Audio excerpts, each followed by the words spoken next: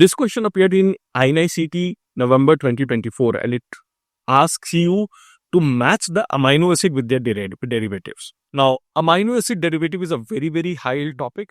So, in this next 3 to 5 minutes, I will try to list all the important amino acid derivative which have been asked in the examination so that you can use this single video as a reference point for all those questions. And trust me, every year almost one question will be there on amino acid derivative from biochemistry. Okay, so this is so important. So that's why I will write it down and I will write it down in a way that you will remember it. So let's start with phenylalanine. Now we know phenylalanine gets converted into tyrosine and this tyrosine can form catecholamine. So what catecholamines it can form? So it can form dopamine, epinephrine and norepinephrine. Okay.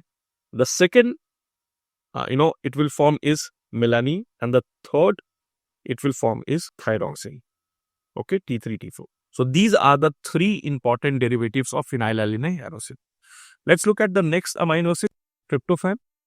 So tryptophan again forms three very important derivatives. The first is vitamin B3, that is niacin. The second is serotonin and the third is mela. Okay, so that is tryptophan. Let's look at another amino acid, that is cysteine. Okay, so cysteine again can form some very important molecules. First is coenzyme A, second is taurine, third is glutathione and last is cysteine. Okay, so this is a single molecule of cysteine. If two molecules of cysteine combines together, this will become cysteine. Okay, now another important, glutathione itself is a very high yield topic, but here I will take, it is made up of three amino acids, cysteine, glycine, glutamic acid.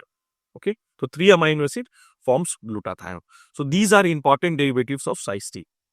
Let's look at some of the important derivatives or metabolites of glycine. So one again glutathione, second will be creatine or creatinine, third will be heme, so blood formation, number fourth will be urine. Lastly, you can have bile salts formation also requires glycine. So these are important metabolites or derivatives of glycine.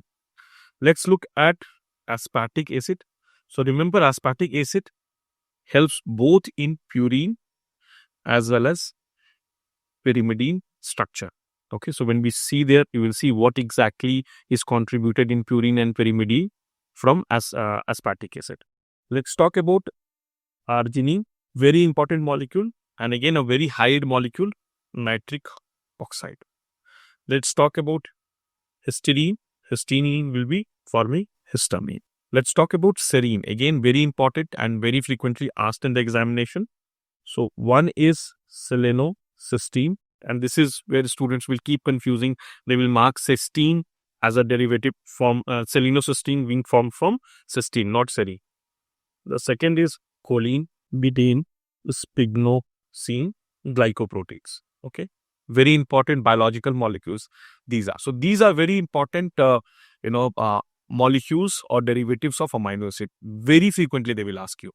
Lastly, another set of questions will be, what are the molecules which are formed after one methylation. So we know S-adenosine methionine. So this will transfer one amino acid or one methyl group to it. So what will be the formation of that methyl group? So they will ask you, so if SAM contributes the methyl group, it will form creatine. The next is non-epinephrine. If it gets methyl group, it will form epinephrine. And again, if this gets methyl group, it will form your metapnephrine. Another important is ethanolamine. If this gets a methyl group, it will form choline. Carnosine, this gets a methyl group, it will form anserine. And lastly, acetylcholine, acetylserotonin, if you give a methyl group, it will form melatonin. Okay.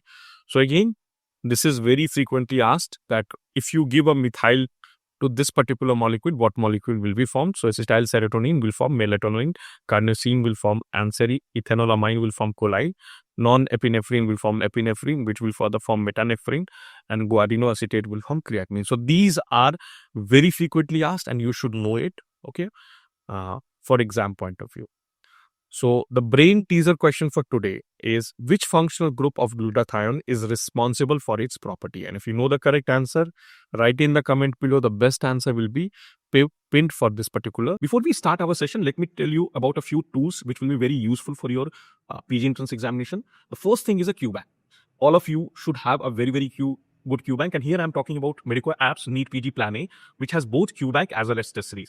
Now, how it is different from all the other Q banks is, most of the other Q banks focus on new questions. This Q bank is heavily focused on your PYQs. So if you see, there are around 27,000 latest pattern questions, and you can get NEET PG past 10-year questions, past 10, 12 years question, INI-CET full set, even AIMS question you can get from 2012 to 2020, FMGE, UPSC, all these PYQs are there as a part of this Q bank Plan A. Also, there is a complete test series where there is subject-wise test, there is grand test, there is mock test, and all as a part of the test series and the Plan A, you can get unlimited custom modules, which means if you want to create your own test on a particular topic, subject, unit, you can create it and give it for yourself. Now, let's look at the final. So we know histidine is histamine, okay.